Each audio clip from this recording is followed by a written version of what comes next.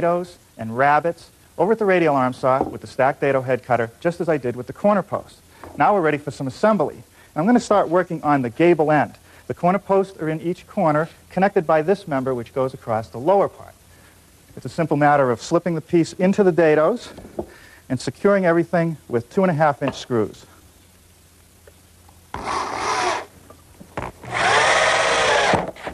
The next piece is this 2x4 that joins the top.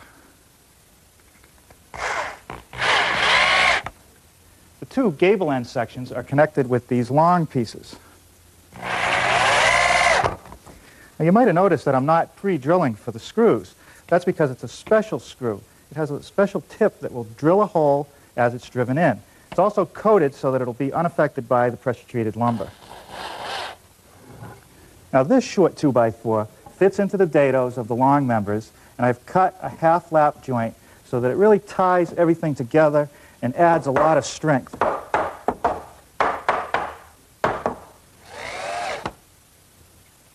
Well, I flipped the entire framework upside down on the workbench, and now I'm installing a lightweight frame, just like the one at the bottom. I made it from half 2x4s, so it really doesn't carry any weight.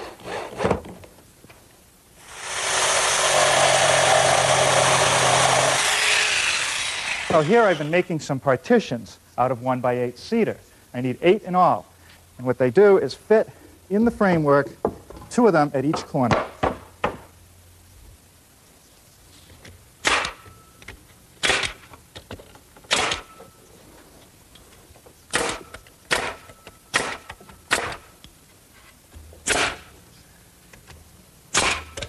Well, now I want to subdivide the long sides of the dovecote. So I've nailed a piece of flooring on the bottom and a piece of the ceiling at the top. And now I'm just taking a piece of 1x8 as the divider. Once this is in place, I'm just going to fill in all the floor areas and all the ceiling areas.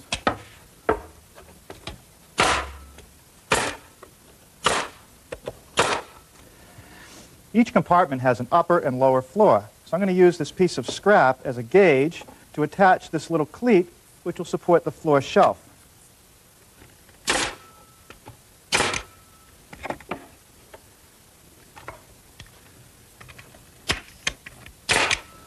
With the floors and partitions nailed in place, I still have a little gap here in the corner. So I ripped some 1x1 stock that I'm just going to nail in place.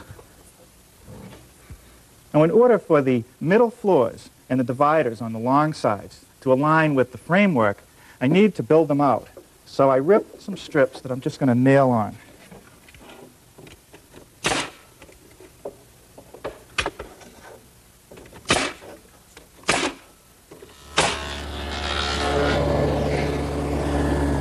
Okay, now I've taken my stacked dado head cutter out of the radial arm and installed it in my table saw so that I could rabbet the length of these 1x6s, 12 in all, and I'll show you where they go.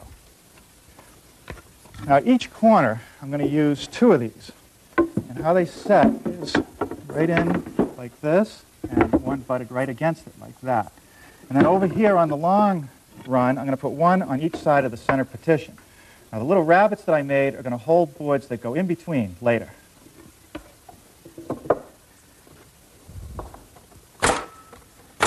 With this much of it together, you start to get a sense of how big each compartment is going to be for the birds.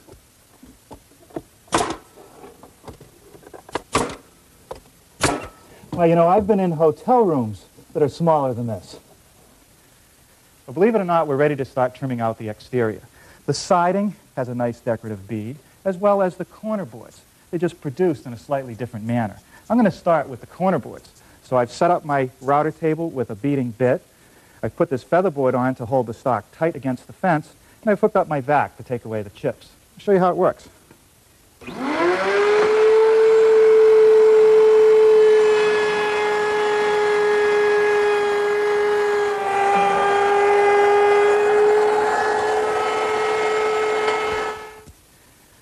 To install the corner boards, I'm going to use a piece of scrap material which is equal to the thickness of the siding on the gable end as a gauge. Just bring it out even and tack it in place with a couple nails.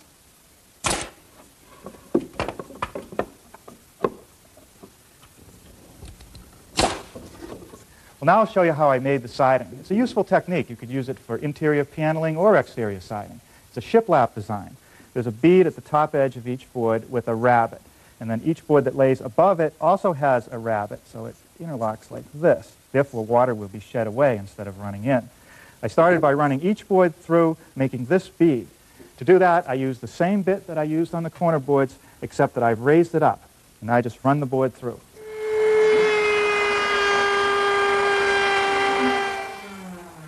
Now, with the bead complete, the next thing I want to do is knock off this corner so that it looks like this. I use the same bit. This time I lower it.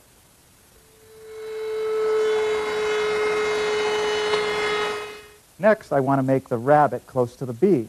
So it's back to the table saw and the stacked dado head cutter.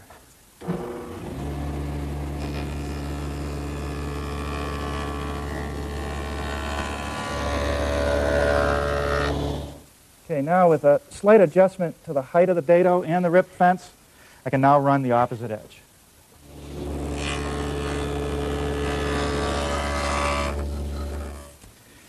Well, I think that's enough for today. Tomorrow, I'll install the siding, frame the roof, shingle it, and then cut the openings. And of course, after that, there's the bathrooms and the wall-to-wall carpeting. It's really starting to look more like a packing crate than a dovecote, but have faith, it'll start to take shape. I'm completing the siding this morning. 3 sides are done, 1 to go. I cut the pieces so that they fit snugly between the corner boards. And everything that I've put together so far is nailed with 4-penny galvanized finish nails that come in clips and fit in my pneumatic nailer. Okay, it's not necessary to measure each piece of siding as we go up one of the walls. It's much more accurate to use a stop block. So what I've done at the radial arm is set it up so that I square one end of the board first, slide it down to a block that's set precisely for the measurement I need, and cut the other end.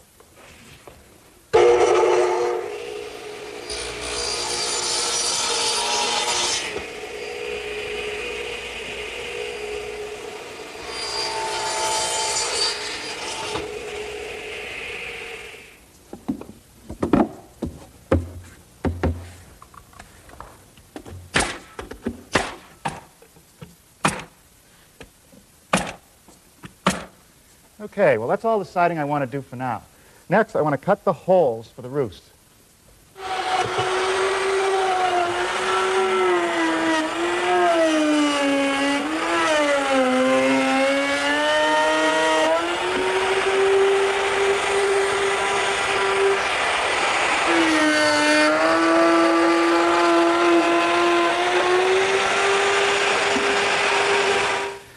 I suppose there are a lot of ways that I could have attached the perch to the side of the dovecote. I could have used dowels, I could have mortised them in, I could even have fastened them with some screws from the inside. But I decided to use biscuits. So while the piece is still up on the workbench, I'm going to use my biscuit cutter to make a slot at each opening.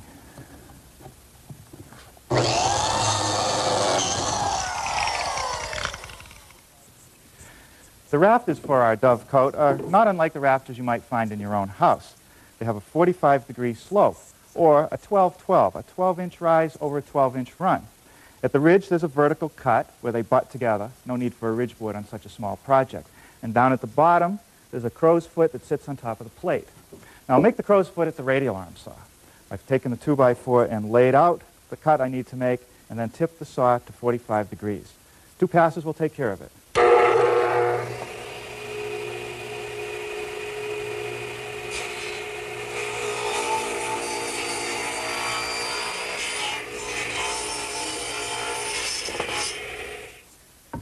Now to make the cut at the ridge, I've turned my miter saw to 45 degrees and installed a stop block for the correct length.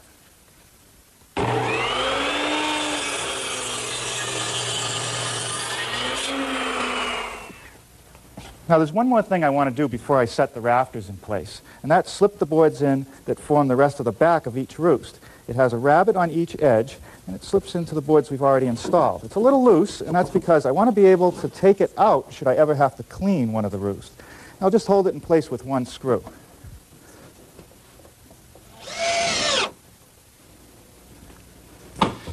Okay, now to start setting the rafters, the first thing I'm going to do is drive 1 nail down through the top edge, a 16-penny spike, right into the corner of the plate.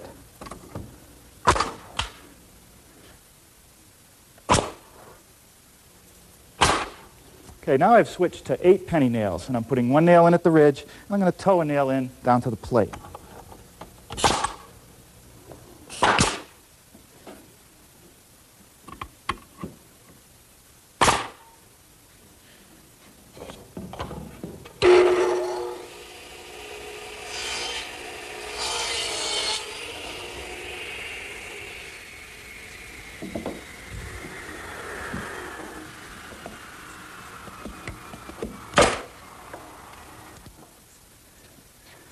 Now, one more precaution. To keep any critters from getting up into the attic space, I'm going to install a piece of screen. This will also let air circulate on the underside of the roof shingles, keeping them from curling.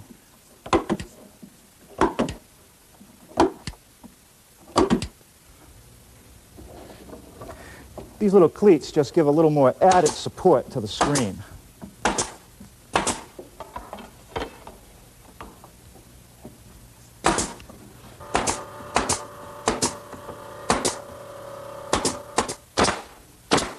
Well, now I'm ready to set the base for the shingles. There's only one way to do a wood shingle roof, and that's to use straps like this. You don't want to put it over plywood. It has to breathe. Now, the spacing that I'm using is 4.5 inches on center, which is the same as the exposure on the shingles.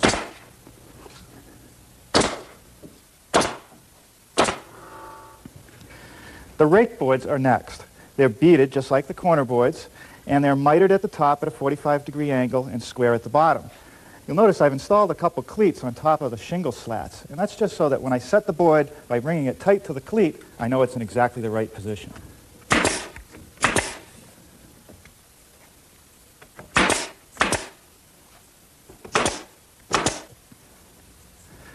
Let's look at the prototype again. I want to make this fascia board, and down at the bottom corner I've put a little cove, and I'll do that with a router.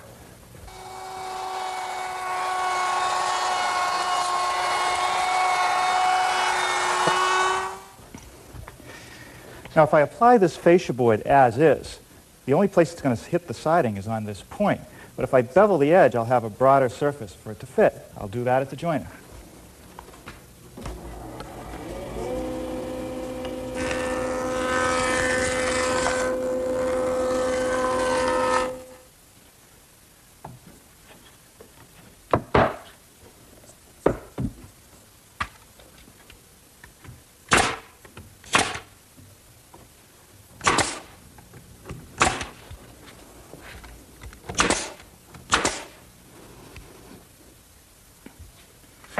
How about a shingle lesson? We're going to use these Western red cedar shingles. Now, it's important that I have a little bit of overhang for the shingle beyond the fascia board. So I've installed this little strip of wood temporarily. I'll take it off later. To act as a gauge, I'll just hold the shingle even with that. I won't have to measure. It's also important that I have the shingle overhang the rake board. So I'm going to put another little cleat right on the side like this.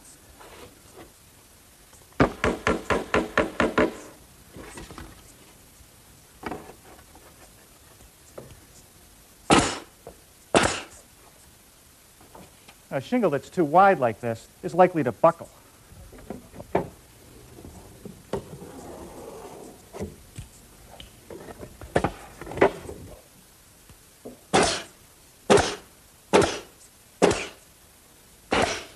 Okay, that's it for the starter course. Now I lay another course holding the bottom edges even and making sure that I overlap any of the joints by at least 1 inch.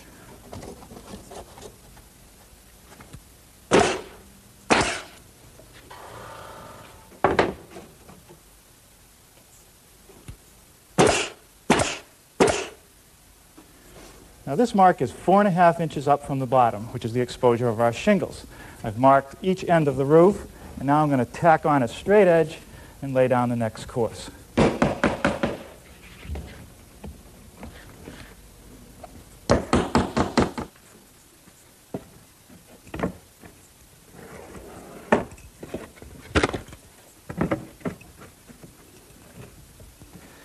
Now you can see why it's so handy to have the cleat. You can lay out all the shingles, shift them around as necessary, and then nail it all up. Now, of course, as I get close to the ridge, I have to cut the top edge of the shingles off so they won't stick over.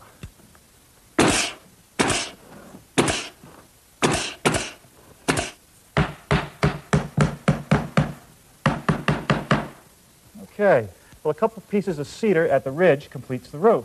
Now all I have left to do is make and install the perches.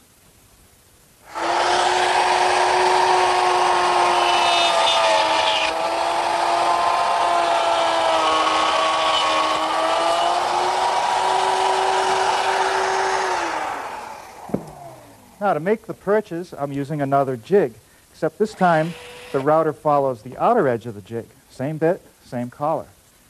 Now a biscuit slot in the end of the perch, and it can be installed. A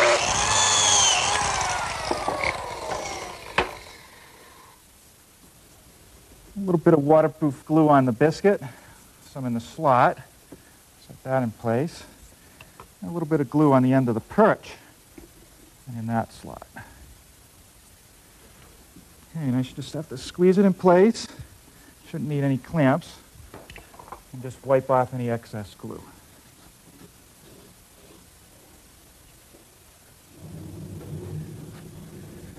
Well, all right. I'd say that just about does it. We'll have to build some sort of base for it and find a place out in the landscape. And the last thing to do is take an ad out in the Pigeon News. Rooms for rent.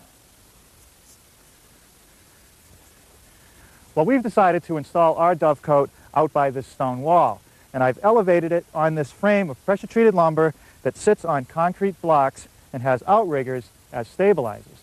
In fact, the other night we had some 60-mile-an-hour winds, and it did just fine. Now, where are the pigeons?